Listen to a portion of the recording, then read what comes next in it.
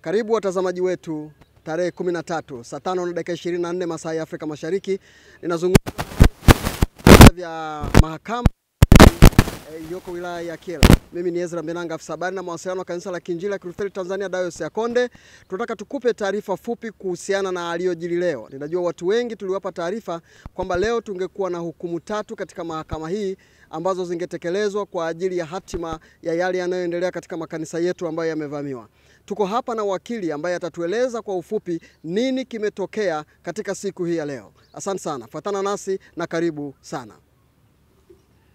Ni kweli leo tulikuwa tumepanga kusikiliza kesi 3 ambazo kesi zote zilikuwa zinakuja kwa ajili ya hukumu.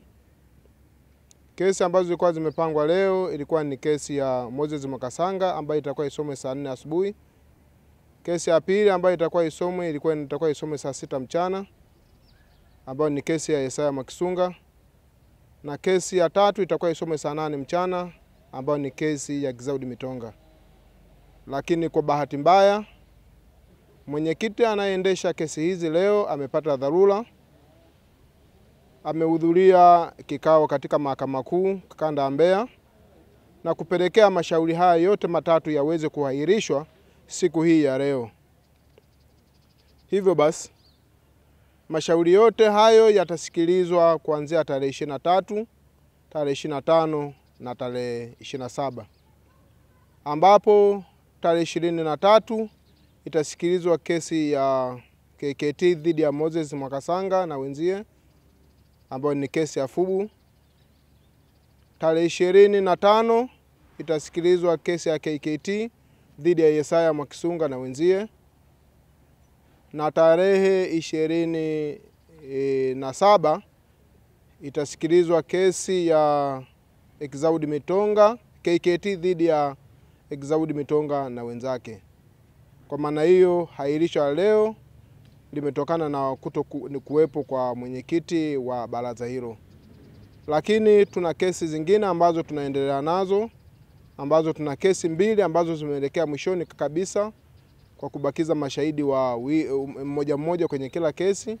Ni kesi ya Tupele Keta ya Lupaso na kesi ya Baraka Sanga na wenzake ya Mababu. Kesi hizo tulikuwa tunaendelea nazo siku ya jana, na hivyo basi wamebakiza shahidi mmoja. Kwa hiyo zote 2 zimepangwa pia tarehe 30 ya mwezi huu wa 6. Pia tuna kesi ambazo zimefunguliwa mpya, kesi ya Isuba na kesi ya Lukwego.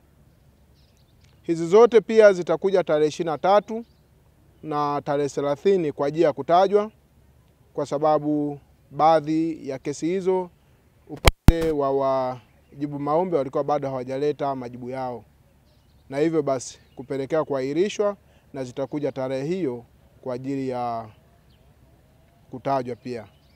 Hivyo basi tunawashukuru sana wale wote ambao mmeendelea kutuongezea nguvu ya kuweza ni kufika kwenye kesi hizi na kupambania ni kuokoa ardhi ya kanisa ambayo ilikuwa imevamiwa.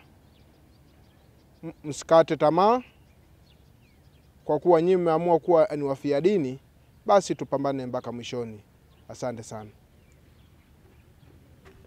Asante sana mheshimiwa wakili, na tumaini kila mmoja ameelewa maelezo haya.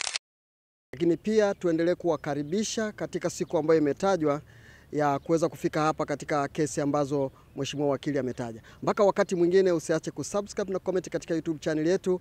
Jina ni LCT Konde TV. Mungu akubariki sana, uwe na siku njema. Nikutakie baraka za Mungu katika weekend hii. Asante.